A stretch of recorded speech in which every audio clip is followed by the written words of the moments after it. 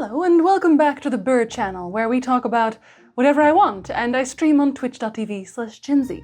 Today, we're going to talk about the Fae. All of them? Well, most of them, at least. You've probably heard of the Fae in some shape or form already. They appear in the majority of fantasy stories, but very few of our modern tales focus directly on them. Some exceptions apply, of course. Young adult novels will find a way, but where did the Fae come from? What is their history? How did their stories evolve? Where are they now in modern society? And can I summon one to do my dishes? Gather round the fire and let me tell you a tale. The Fae have 1,000,001 different origin stories, so to keep your collective heads from spinning, I'll tell you about the most fleshed out one. But before I do, it's good to remember that the Fae do not simply denote the hot elf types or the dainty fairies we often associate the name with. The Fae actually encompass practically every magical creature you've heard of, from talking trees to goblins to the aforementioned hot elf types. One of the biggest folkloric sources for Fae-type stories are the Tuatha Dé Danann. The legend of the Tuatha Dé Danann originates in Ireland. They were thought to be a powerful race of conquerors, immune to the ravages of time and disease, with great magical powers. They could control the weather, the elements, and the fertility of the land. They could even shapeshift. They were said to have arrived in Ireland in dark clouds, bringing darkness over the sun for 3 days and 3 nights. They then burned their ships so they could not think of retreat. They defeated the Firbolg, who inhabited Ireland at that time, but during the battle with the Firbolg, Nuada, a champion of the Tuatha Dé Danann, lost his arm to the Firbolg champion, Sreng. As he was no longer unblemished, he could not remain king and abdicated to a tyrant with Fomorian blood, Bress. However, a physician then replaced Nuada's arm with a working silver one, returning him to the throne. The damage had already been done. Bress, angry at being dethroned, complained enough for the king of the Fomorians to hear of it, starting a war between the Tuatha Dé Danann and the Fomorians, which the Tuatha won. As with most ancient myths, that would not be the last time they went to battle. There was no shortage of invaders, and the Milesians would soon arrive, proving a force to be reckoned with. After some trickery from the Tuatha side, because they're losing, the Milesians trick them right back by offering to divide the land of Ireland between the two of them. Except the Milesians chose the upper half of the land, forcing the Tuatha underground. In most myths, this new land of the Tuatha is called the Otherworld, either a parallel world or different land beyond sea and earth entirely. The entrances to this other world would sometimes be found in she mounds, burial mounds, some of which are older than even the pyramids. The Tuatha were said to hide themselves using magical mist after this point, only appearing when they chose to. Eventually, their legend would start to blend together somewhat with the Ishi, people of the mounds. And because the burial mounds were so prominently featured, it was often believed that this other world was actually the land of the dead, which is made even more interesting by the Christians, who would often write about the Tuatha, explaining them as fallen angels, or neutral angels who weren't really good enough for heaven, but not quite evil enough for hell. Because of this, they were forced to live on earth. Others mentioned they might have been gods themselves.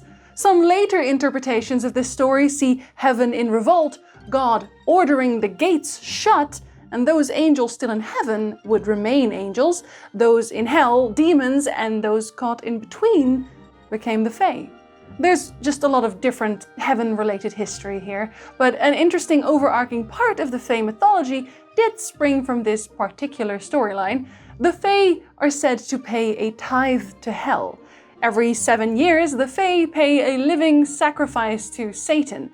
This is one of the reasons they steal humans to sacrifice in their place, because technically, they're seen as subjects of the devil. All of these stories would eventually form into the multifaceted history of the Fae. Ah! Oh, hey there! Hi. Sorry, I'm not supposed to be here. No? How's that? Well, I was just out a little after curfew and I flew right into the closed gates, eh? Are you an angel? Yes, I am. No, she's not! What? Yeah, sorry, you were out while Lucifer was rebelling, so you're stuck there now. What? That's ludicrous. I was a minute late. Yeah, well, can't be helped. Boss says no. Bollocks. Seems a little harsh. Well, it's not so bad. I'm sure I can do plenty of good here still. Oh, and you have to sacrifice a few people to Lucifer, who's now Satan, every 7 years. What? Why? That's rough, buddy. Vindictive, actually. You know what? Maybe I'm feeling a little petty after all. I might be a little bit spiteful every so often. Maybe curdle some people's milk while I'm at it. Oh, whoa, hey, leave us out of this. Sorry. Hey, how would you feel about living with us for a while? Excuse me? Do you have any children? And it wouldn't be mythology if we didn't dedicate a very specific time of our year or day to it. For the Fae, at least the Ishi, Beltane was a big one. The 1st of May in Ireland marks the start of summer, and it's a time during which the veil between our world and that of the Fae and the dead is thin. There would be offerings and rituals of protection, some directed at the Ishi, mainly because they thought the Fae were out to steal their various food items. Equally, we have Samhain, the end of harvesting season. During Samhain, it was said that the portals to the other world were always open. Samhain has plenty of ghost stories surrounding it. It's what our current day's Halloween is likely based on, after all. It's also said that out of those portals, creatures would ride through the night, and I know what you're thinking. You're thinking about the Wild Hunt, and maybe you're thinking that because of The Witcher, and you're half correct. I'm only mentioning The Witcher here because I know half of you are here because I can't shut up about The Witcher, so there it is. There are some myths that include the Fae as part of the ghostly cavalcade. This mostly comes from the Christian retelling of Fae being fallen angels, because the leader of the Fae Wild Hunt would often be the devil. Other times, the Wild Hunt itself would be a creation of the Fae, while not including themselves at all. One tells of King Herla, who visited the king of the Fae, but was warned not to step down from his horse until his greyhound jumped down first. 3 centuries had passed during his visit to the king, and the men who did not heed the warning, but dismounted quickly, crumbled to dust. It is said that Herla and his men still ride to this day. A much more appropriate name for Fae that go a-flying would be the Slashi, also known as the unforgiven dead. They would fly through the night sky looking for humans to take with them to the other world. This host of evil had stories that involved dead humans waging air battles too, but mostly included the stealing of souls at the very least. The stolen humans would be returned at times, but not quite as they were. Most were just exhausted, but one unlucky princess of France was taken through space by the host and left to die on a small island, wounded and frightened. The most unfortunate part of these stories is that they were accounts from real people, not oral mythology. One story told of the lifeless body of a boy found behind a house, having been dropped from great height. It's certainly easy to blame the evil flying ghost fairies for such things. Really, what it comes down to is, don't piss off the Fae. You could offer them trinkets and food to appease them, of course, but there were plenty of ways to get on their bad side. One of them would be to call them she, fairies, or Fae. They prefer the good neighbors, or fair folk. Betimes they will be spinning, the while we sleep. They'll clamber down the chimney, or through keyholes creep, and when they come to borrow meal, we'll ne'er send them away. The good folk, the honest folk, the folk that work alway. Oh, never wrong the wee folk, the red folk and green, nor name them on the Fridays, or at Halloween. The helpless and unwary then, and bairns they lure away. The fierce folk, the angry folk, the folk that steal and slay. The final 2 verses of The Wee Folk by Donald Mackenzie. Not every type of folklore lumped Fae creatures together. In Scotland, for example, there exists a distinct difference between 2 groups of Fae.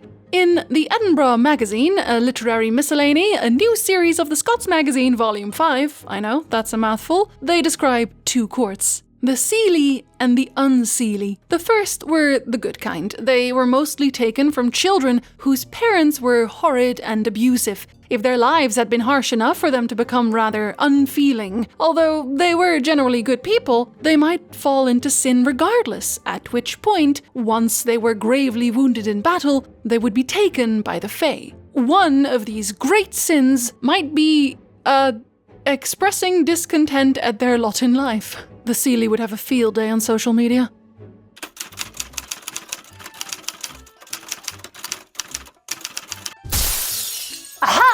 I can't believe you're evil so openly. What now? You're expressing discontent. I could sense it. Get into my sack. You're starting at the bottom of the Seelie court. Do you pay overtime? What? Yes, of course. What kind of monster doesn't pay overtime? Oh, great. Thank you so much for this job opportunity. You'll get a regular pension, standard weekends, and an option on sacrificial lamb status every 7 years. Oh my god, give me that bag. I'm crawling all the way in. Why do I feel like I'm doing something nice somehow? The Unseely court instead actively recruited, and in these stories it is also the only side of Fairy that pays a tithe to hell. This court recruited the evil people that fell in battle. They would also steal unmarried mothers with child and unbaptized infants, because they clearly had it coming. And parents could really ruin their children's futures with just about anything. The Fae are actually the gods of petty. If a parent were to get upset with their child and, say, wished it were dead, it would be swept away by the Fae immediately. Only if the parent immediately repented and prayed for forgiveness, and if the child had been baptized, would it be allowed to join the Seelie court over the Unseely. Yes, the child was still very much gone, and this one is going to get a little much, perhaps, so if you don't like, descriptive storytelling, skip to this timestamp. One woman balked at her chores one day, and so the Unseely descended upon her, picking her up in a cloud of wings and tearing off across the woods. When other servants eventually followed the trail of the cloud, they found trees as burned by lightning. The woman's legs and thighs stuck on top of said trees. Her body and entrails were wound around from tree to tree in the middle of the woods. The tongue and part of the throat was dangling from a branch on the opposite side of the forest, and on top of a tree akin to charcoal, they found her head with her eyes hanging down her cheeks. She just didn't want to do her chores. In short, and once again, don't piss off the Fae. The Seelie were alright for the most part, even helped you do those chores you don't want to do. But the Fae would not remain known as the spirits of the dead or the otherworldly inhabitants of Fairy forever. After all, when you think of a Fae, you likely think of fairies first. Unless you spend a lot of time on AO3, you'll think of fairies with their gossamer wings and cute little mannerisms. In truth, Fae didn't even have wings to begin with. They were rather hostile, prank-loving creatures. The wings weren't added until the Elizabethan era, during which one woman, who claimed to have spoken to the Queen of Fairies, was burned at the stake as a witch. But that aside, Shakespeare's play, A Midsummer Night's Dream, starring mainly characters from the realm of Fairy, made the Fae a little more acceptable to the masses. He actually didn't make them very cute at all. His Fae were still magical pranksters, but he also made sure to tell the audience, from King Oberon's perspective, that he didn't mind church bells, actually. Having the King of the Fae announce that he's definitely not demonic, actually, was a pretty big deal. Previously, the church had noted that all Fae are evil, and previously benign creatures like the hobgoblin, who would help around the house, were written off as evil pranksters all the same. Witches especially were said to work closely with the Fae. With Shakespeare's blessing and the subsequent dissociation from the Fae as a political tool, it didn't take long for Romanticism to spawn Victorian fairies as we know them. Yes, the type with cute wings and cute faces and only mildly cheeky intentions, like Tinkerbell. You're charged with high treason, Tink. Are you guilty or not guilty? Guilty? But don't you know you might have killed her? Romanticism did to the Fae what it did to biblically accurate angels. It made them palatable. Body parts were no longer spread amongst the trees, and over time, mostly due to various literary works emphasizing the elven part of the Fae, fairies became synonymous with the cute little flying creatures that sparkle. Probably. This is mostly an English thing, as you may have already guessed, and if you're wondering why fairy tales are called that when there's not a fairy in every story, That's because they originated in France, and they used the word fae, which denoted enchantments and the like, so they're more akin to enchanted tales, although now the word also just means fairy. I'm sure this information is the real reason you clicked this video. The fae were nice now. They were fairies. J.M. Barrie, creator of Peter Pan, wrote a small origin story for fairies in his novel The Little White Bird, that he later had Peter Pan repeat. When the first baby laughed for the first time, his laugh broke into 1,000,000 pieces, and they all went skipping about. That was the beginning of fairies. They live in nests on top of the trees, and the mauve ones are boys, and the white ones are girls, and the blue ones are just little sillies who are not sure what they are. And you might think, wow, that's so wholesome. What a stretch from the murderous pranksters from before. Except the book also casually drops that the fairies attend orgies. Also, Tinkerbell keeps trying to murder Wendy, but then again, Peter Pan was a murderer also, and maybe cut pieces off the little boys so they could fit in trees. And you know, in The Little White Bird, which is a bit of an origin story for Peter Pan in general, we learned that the fairies in Kensington Gardens would find children lost in the park at night and kill them. Peter would try to race them in finding the child first so he could keep them safe with the good fairies. Although good is a stretch, because the only reason they don't kill children is because Peter asked them not to. And if Peter found the child too late, he'd just bury them on the spot, putting a little tombstone right there for the parents to find the next day. Fairy tales, everyone! Not quite Disney levels of sterilization yet. Then again, Tinkerbell dies in the book and Peter forgets she existed. Disney, among others, has skewed the image of fae, and more directly fairies, to the sugary sweet, like the fairy godmother from Cinderella. They kept Tinkerbell vaguely homicidal in their first movie though, which is nice. And it's not like people didn't still tell stories of evil fae, so anyway, let me tell you of some more of the creepy things they get up to, specifically changelings. Yeah, I didn't really have a segue for this.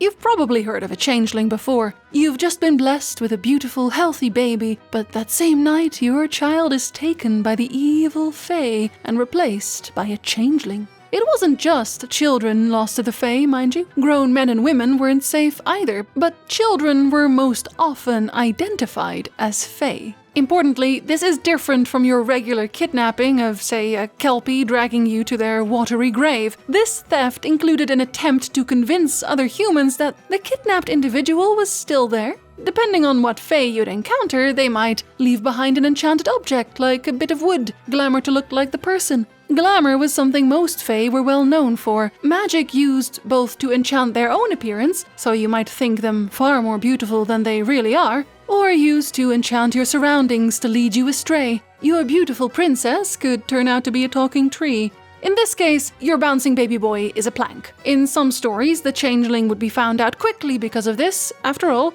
a plank can't cry. Other times, the child mysteriously died in very little time. It was never alive to begin with, after all. But in some cases, the fae would leave behind one of their own. Very often, they'd be old or sick fae, glamoured to look like the human they replaced. That human would sometimes quickly age or grow sick and die, none the wiser of the fae's tricks. Other times, a perfectly healthy fae child was left who would grow up to be a dreadful brat, causing mischief, complaining and shouting constantly. They'd eat and drink like a herd of 30 to 50 feral hogs, and their teeth would be sharp and long. Generally, they were also considered ugly and useless. All right, darling. Who are you? Oh, hi. Didn't see you there. I'm just... Is that my baby? No, you see, this is my baby. No, absolutely not. You left this strange little vampire creature in the crib. What? No way. How did that happen? They look so similar. You forgot to glamour the thing. So I did. Well, goodbye. Return the child. No, I don't want to do that though. Why? What's wrong with your vampire creature? Speak up. It likes pineapple on pizza. Have you considered leaving it out in the middle of winter? But why would the fae want to take your cute human baby like that? Well, apparently they just have the urge to do it sometimes. Nike, not sponsored, whispering in their ears while they're standing at the window to just do it, and off they go. Other Fae want to score a hot human partner, or just like pranking in general. The older Fae left behind sometimes just want to spend their last few years being cared for like a baby by a human family.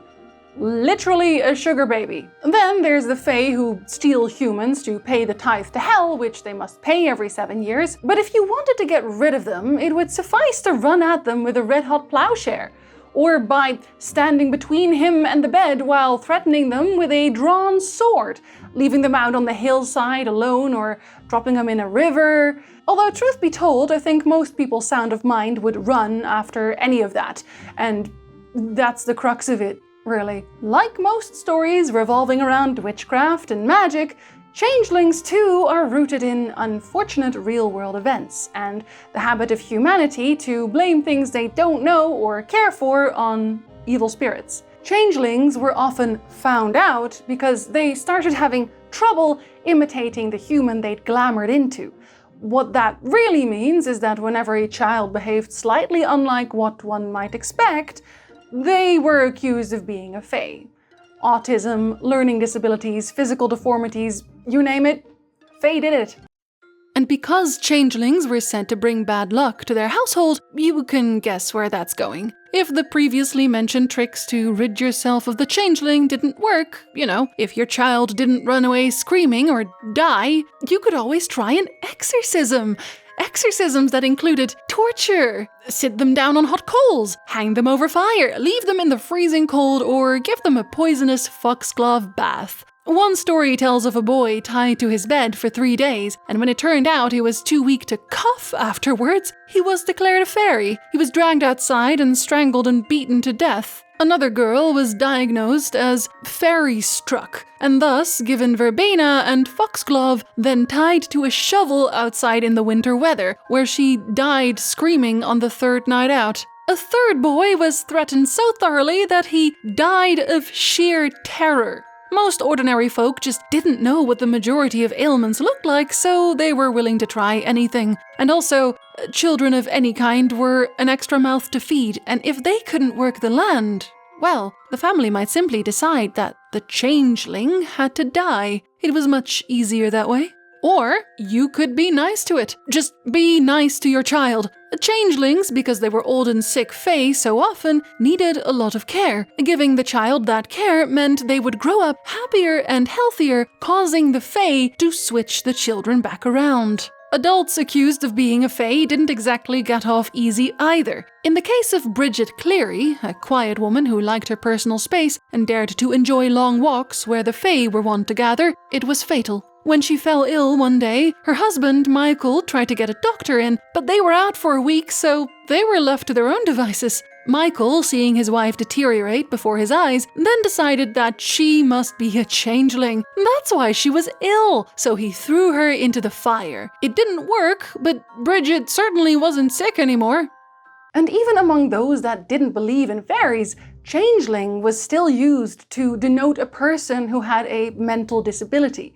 John Locke, a 17th century philosopher and physician, did not think fairies were real, but did wonder whether the mentally disabled had a soul and if perhaps they should be classed as a different species. Yeah, he was fun. So how do you deal with Fae? If you're determined never to be changelinged for the remainder of your life. Aside from the previously mentioned methods like brandishing a knife, as with every magical creature, the list of possible protections was long and storied. Fae, like many other fiends, did not like iron, so the knife you're brandishing, make it iron, except if they're Irish, because then they hate gold. And if you want to be really thorough, cover it in salt, because they hate that too. And maybe instead of a sword, make it a holy cross. Yeah, an iron or gold holy cross covered in salt should be absolutely lethal. In some places, bread also provides protection, so bring a loaf of bread. They can't cross running water either, so take that salt-covered iron holy cross and your perhaps equally salted loaf of bread and stand in the middle of a circular moat. This explains why so many castles had circular moats, probably on account of all the vampire fairies. And speaking of vampire fairies, some Fae also couldn't enter your house without an invitation. Yeah, the Fae really take every myth. Next! Hi. Designation: Elemental Vampire Werewolf Witch Ghost. Fae. Thank you. Outside of not inviting strangers into your home, you should also never eat any food they give you. If you do, you're forced to stay in the other world and you'll never want regular food again, so you'll eventually starve. Don't give them your real name or they'll take complete control over you. Don't stand in a ring of mushrooms called a fairy ring because they're portals to the other world, or you get stuck inside the ring forever. Don't be rude to a fae or unhospitable or selfish, otherwise they'll curse you. Don't say thank you for their gifts because it implies you owe them something, like your firstborn. Don't believe a thing they say because while they generally cannot tell lies, they do bend the truth and find loopholes or leave vital information out. If you give them food, they'll work for you, but you better never stop feeding them or they'll get angry. If you want to stop your golden-haired, blue-eyed baby boy from getting kidnapped, just dress them up as a girl because the Fae don't care much for those, and putting the father's shirt over the cradle or a wreath of oak or an ivy was... The Fae have a lot of rules, as you can tell. Where did these rules come from? Mostly the church, as was no doubt obvious, but village elders and traveling salesmen of large amounts of salt had a hand in this too, I'm sure. However, not content with second-hand knowledge from people who may have dealt with Fae way back when, an organization called the Fairy Investigation Society was created in 1927 with the hopes of providing irrefutable proof that fairies existed. Admit it! You have very godparents! And if you've seen my Sherlock Holmes video, link in description, you're probably not surprised to hear that Arthur Conan Doyle was part of this organization, as well as Walt Disney, it was said. One of the biggest cases this group was ever involved in was that of the Cottingley Fairies. Two young girls from Cottingley had taken pictures of little fairy cutouts on sticks, and the pictures were so realistic that everyone who inspected the images confirmed them to be authentic. That the fairies in the photo were moving. Never you mind that the only reason they moved was because they were flapping in the wind somewhat. The society wouldn't leave them alone after that, though, especially after Arthur Conan Doyle published the pictures alongside an article in the Strand magazine, the same publication that published Sherlock Holmes. They were never found out either until the young girls were very old indeed, and simply told the world that it was a hoax. Not one they'd intended as a hoax. They were just having a bit of fun, but they didn't want to hurt any feelings, so they kept pretending until everyone whose reputation could be ruined by the truth was dead. The society started gaining traction rather quickly after the article, and tons of fairy evidence was collected. Sadly, most of it was destroyed during World War II. Coincidence? I think not! They still exist, although not nearly as actively as before. Interest in the Fae has simply dwindled too much over the years. That's partially because the Fae subcategories have taken over somewhat. The spirits of the dead used to be the Fae. They had vampiric tendencies, transformed into animals. They were everything and nothing all at once. Everything fit under the umbrella of Fae. Now that things have diluted somewhat, we're very much stuck with the cute little fairies and somehow the hot Fae. Yes, hot Fae have definitely made a resurgence, at least in novel form. Look at this man. This is Okko from Magic the Gathering, a card game. If you're looking to Google some full-sized imagery, you're welcome. His most problematic card had your opponent eat food and turn into a deer. Very nice. And then we have the A Court of Thorns and Roses series by Sarah J. Maas. This story deals with nothing but hot trickster Fae. When you Google the title of this book, one of the first people ask questions is A Court of Thorns and Roses inappropriate? And the answer is probably not as bad as video games, but not appropriate for young teens.